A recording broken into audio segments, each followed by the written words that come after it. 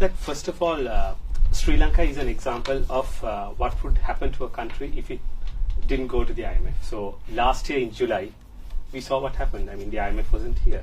Yeah. So, so if we had gone to the IMF in 2020, obviously it's up to the. I totally agree that we need to move into an export-oriented industry, but the primary goal of the IMF right now would be macroeconomic stability. So that is also, I mean, that also we cannot, offshore to the IMF.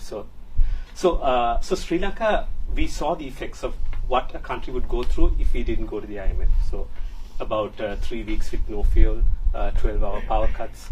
So, but most other countries, it seems, because before they hit the rock bottom, as they are sliding down to near zero, they go to the IMF. So while they hit the rock bottom, it's blamed on the IMF.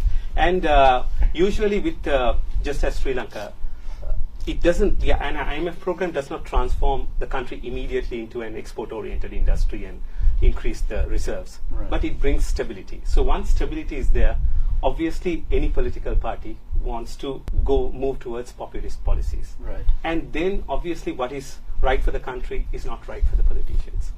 Okay. And naturally they go away from the IMF program. So, Okay. but in Sri Lanka's case, I think that it's quite different compared to the other ones, because this time we are going as a bankrupt country. Right. And another point I always emphasize is that, even if it's reprofiling, China, India, Japan, they're all taking some form of a cut.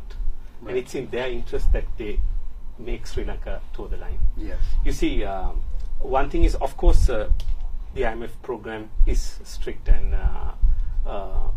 because it has to be, our situation is so bad.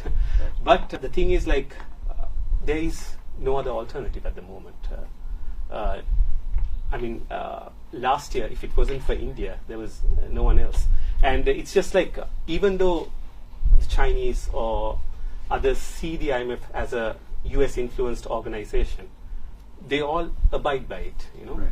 It's like no organization in the world has the clout to bring the US, China, Japan, the ISP holders to the same table. Right. It's still sort of like in the corporate sector, how you call the big four, the auditors. Okay.